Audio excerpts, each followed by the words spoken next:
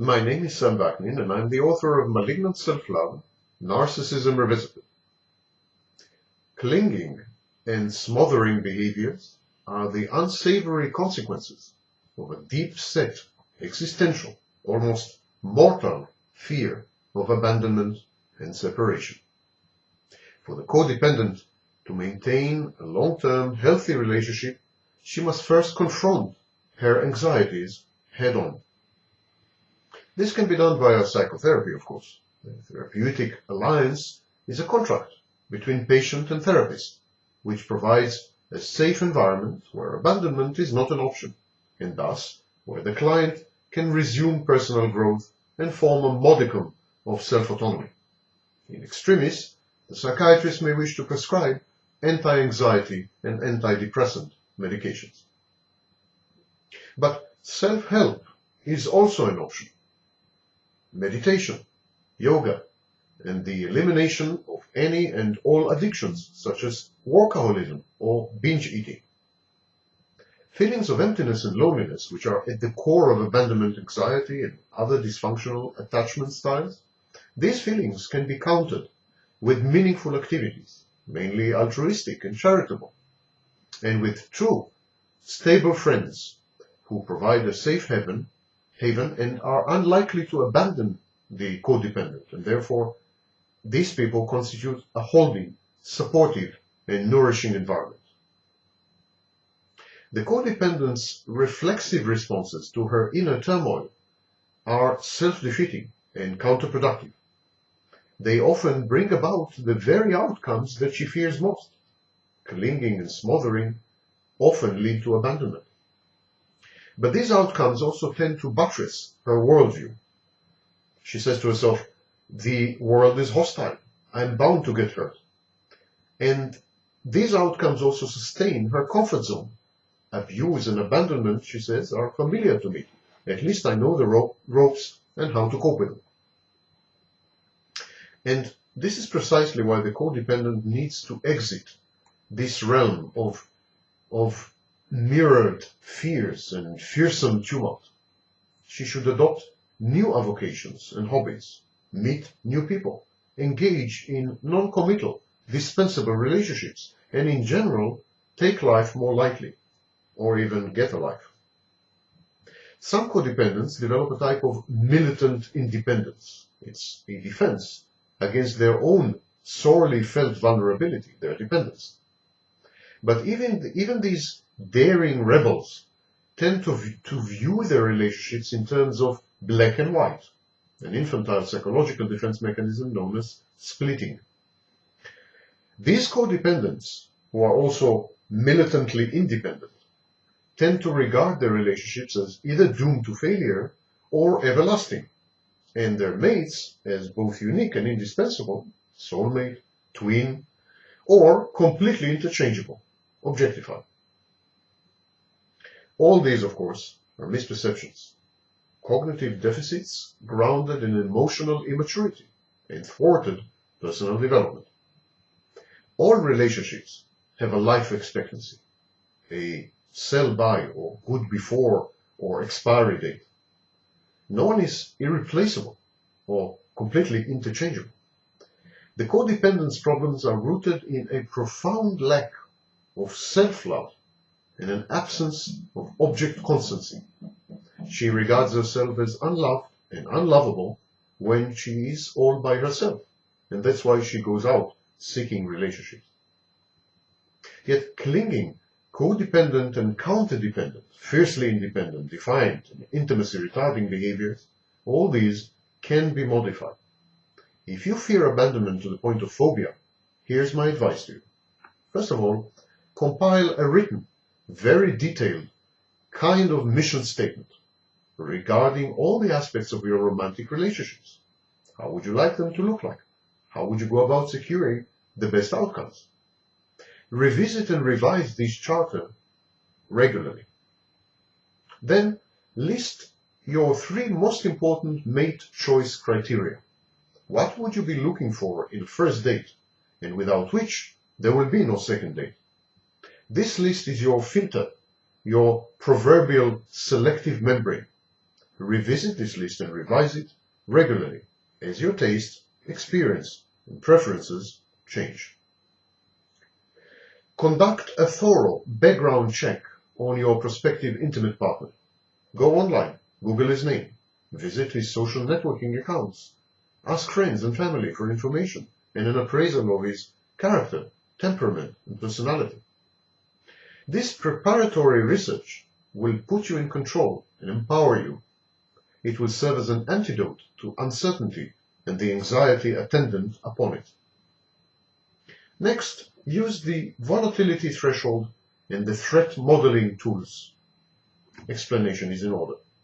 The volatility threshold instrument is a compilation of 1 to 3 types of behaviors that you consider critically desirable, deal makers, in your partner. Observe him and add up the number of times he had acted inconsistently and thus reversed these crucial aspects of his behavior substantially and essentially. Decide in advance how many strikes would constitute a deal breaker, and when he reaches this number, simply walk away, leave. Do not share with him either the existence or the content of this test list. This sharing may affect his performance and cause him to play act or prevaricate. As a codependent, you tend to jump to conclusions and then jump the gun. You greatly exaggerate the significance of even minor infractions and disagreements, and you are always unduly fatalistic, hypervigilant, and pessimistic about the survival chances of your relationships. The threat monitoring tool is comprised of an inventory of warning signs and red flags that, in your view and from your experience, herald and portend abandonment. The aim is actually to prove you wrong, to falsify this list, to prove to you, to show you that more often than not, you are wrong in predicting a breakup. That never happens. In general, try to act as though you were a scientist. Construct alternative hypotheses, interpretations of behaviors and events, to account for what you regard as transgressions or bad omens. Test these hypotheses before you decide to end it all with a grand gesture, a dramatic exit, or a decisive finale. Preemptive abandonment is based more on your insecurities than on facts, so make sure to test your hypothesis and your partner in a variety of settings before you call it a day and before you prophesy doom and gloom. This scientific approach to your intimate relationships has the added benefit of delaying the instant alleviation of your anxiety, which consists usually of impulsive, ill-thought actions. It takes time to form hypotheses and to test them. And this lapse of time between trigger and reaction is all you need. When you have formed your informed opinion, by that time, your anxiety will have abated, and you will no longer feel the urge to do something now, whatever it is. Armed with these weapons, you should feel a lot more confident as you enter a new romantic liaison. But the secret of the longevity of long-term relationships lies in being who you are, in acting transparently, in externalizing your internal dialogue and inner voices. In short, if you want your relationships to last, you should express your emotions and concerns on a regular basis and honestly. You should knowingly and willingly assume all the risks associated with doing so. You will be exposing the chinks in your armor. Your vulnerabilities and blind spots might be abused or exploited or leveraged. You may be misunderstood, even mocked. But the rewards of being open with your partner, without being naive, of course, without being gullible, simply open, are enormous and multifarious. Stronger bonding often results in long-lasting relationships, which is exactly what you're after as a codependent. Early on, you should meet your intimate partner, and inform him of what, to you, constitutes a threat, what types of conduct he should avoid, and what modes of communication he should eschew. You should both agree on protocols of communication, fears, needs, triggers, wishes, boundaries, requests, priorities, and preferences should all be shared on a regular basis in a structured and predictable manner.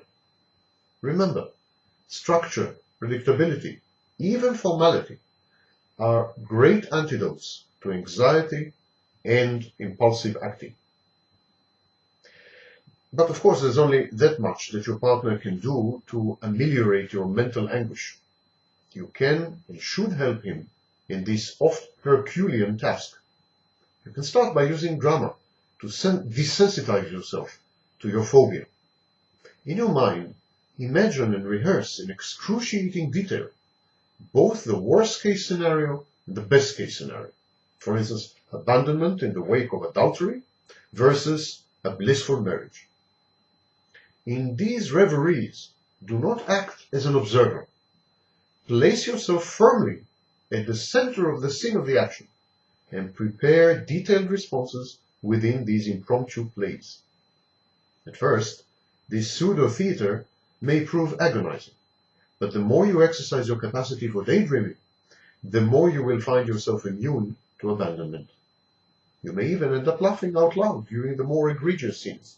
Who knows? Similarly, prepare highly detailed contingency plans of action for every eventuality. And that includes the various ways in which your relationship can disintegrate. Imagine the possible breakups, and prepare an action plan for each and every type of breakup. Be prepared for anything and everything, thoroughly and well in advance.